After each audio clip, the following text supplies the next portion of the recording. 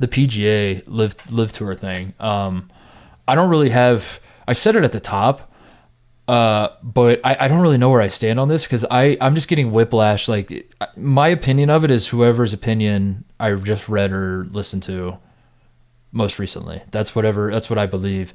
But I've never seen something that's so obviously like everybody seems to be compromised. Like everybody has like such very, very obvious like reasons to believe the things they believe. I will say the fact that these two entities are merging seems insane, but at the same time, like all the golf people seem like it was inevitable. Yeah. That's confusing to me too. Like who's telling them to say this? Like if it was inevitable, why did it get dropped out of nowhere like a bomb that just like, but then people are like, yeah, you know, like this was kind of the logical conclusion once the LIV Tour started was that these two were going to merge. And I'm like, to who was this logical? They the most shocking sports update ever.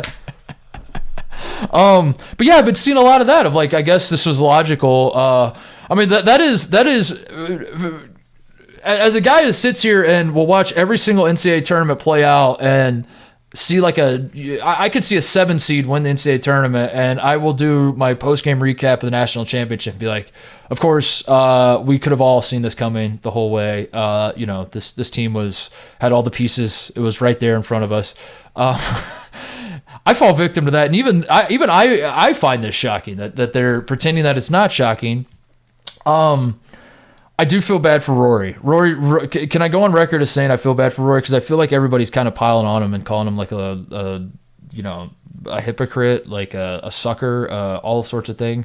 I feel bad. I feel bad that Rory like took a stance and is just made to look like an absolute boob.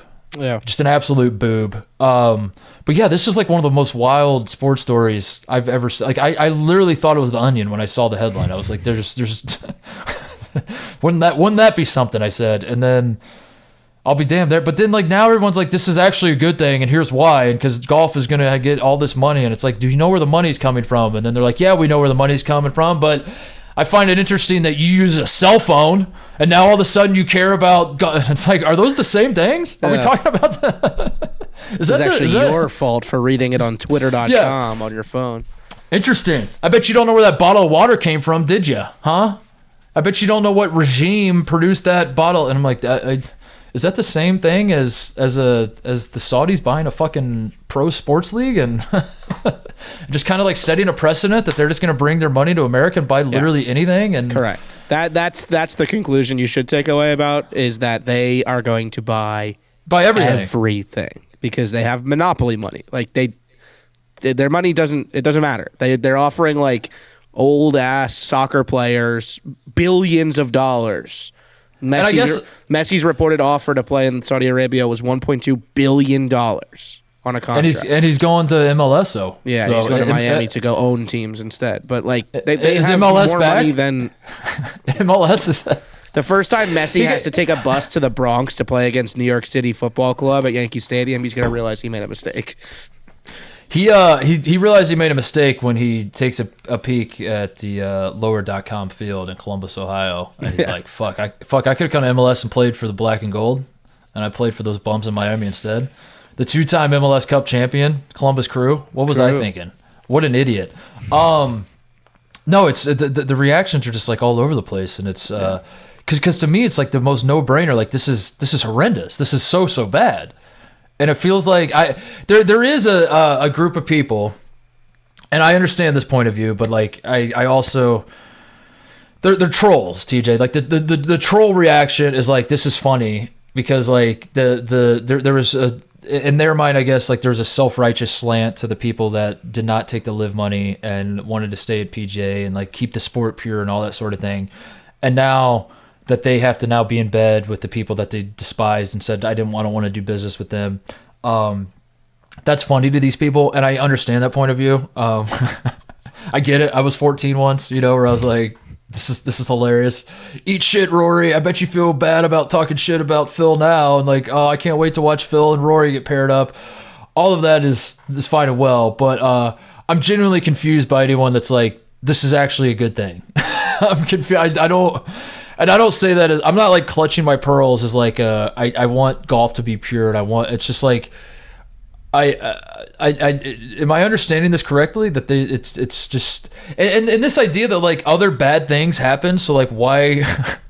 I'm very confused by that. I've seen a lot of that. Like it's like, yeah, kind of like what I said earlier. Like do you know where your cell phone comes from? So I mean, if you're gonna buy a cell phone that probably has blood on it, then who gives a shit if the Saudis buy?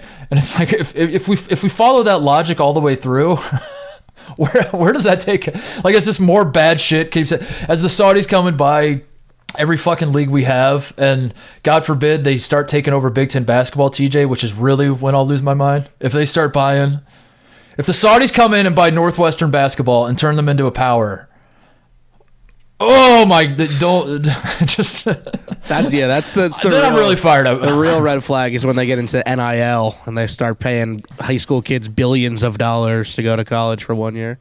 I'm just so confused by that logic. That's like other bad shit happens, so therefore you can't now be mad about this bad stuff. It's all very straight. Like I don't know who's arguing for this being a good thing. I just don't get why. What's the benefit of like white knighting for the Saudi government? That's right. Are they paying you as well?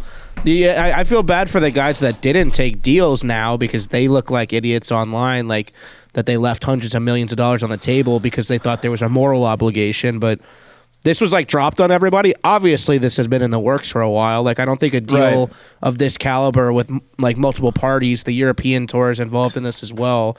Like that doesn't happen overnight or over a weekend even. Like this has been in the works. So all these guys that like put their names on the PGA shields, they're like, yeah, we're going to stand by our guys or whatever.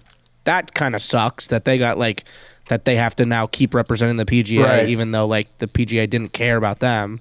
And like they'll make more money now, but they left. But they didn't want money in the first place. Right. Like money, that wasn't what it was about. Right. Yeah.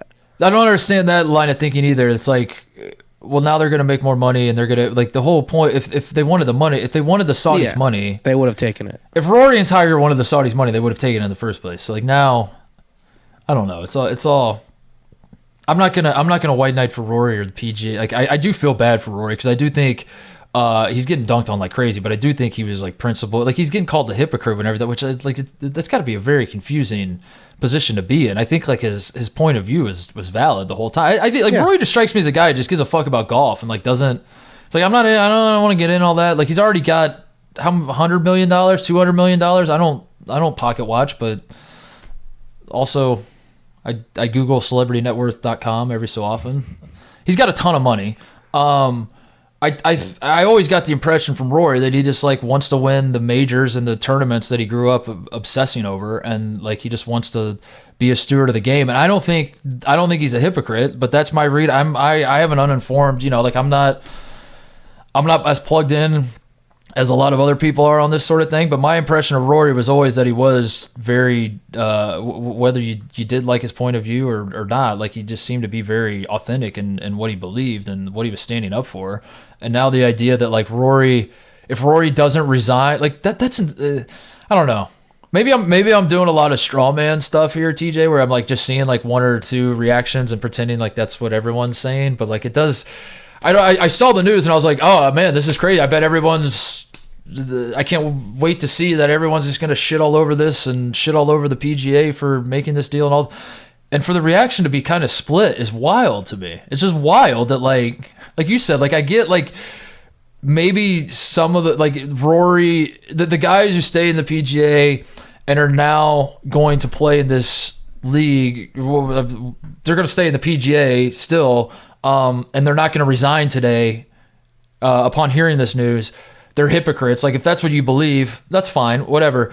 But on the flip, like, if you don't want to white knight for them because of that, like, whatever, everyone has their own point of view. But to white knight for the Saudis is very bizarre to me.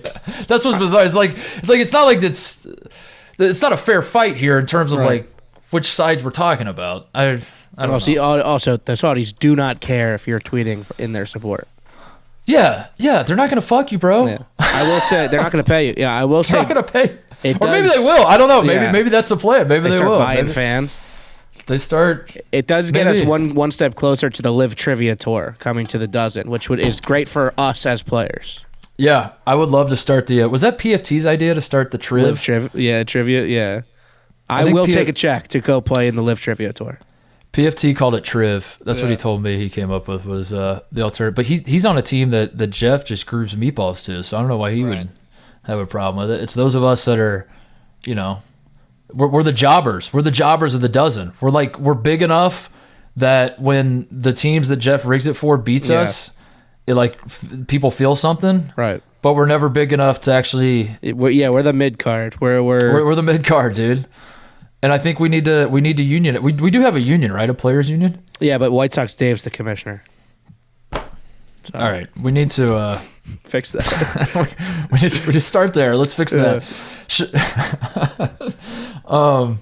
That would be funny if we did a. Who would host the Triv tour? You need an evil Jeff D. Yeah, who's like the Jeff D of? I guess Kenjack maybe. Yeah. I don't know. Kenjack's on the. We talk. I pitched it to Billy Football to host. Like Billy was in the office when I was talking to PFT about it, and he's not on a team, and he thinks trivia is stupid. And I was like, why don't you be the host of the Triv tour? And then I realized like all the questions are just going to be like, what species of bullfrog is fire salamander? Which one of these is not? Or how would it be like? It'd just be like a straight up question. Who was responsible for the JFK assassination? And then just like every team is just like, it can't. Okay, so we can eliminate Lee Harvey Oswald. Let's go from there. Is it the CIA? Is it the mob? Is it? Oh man,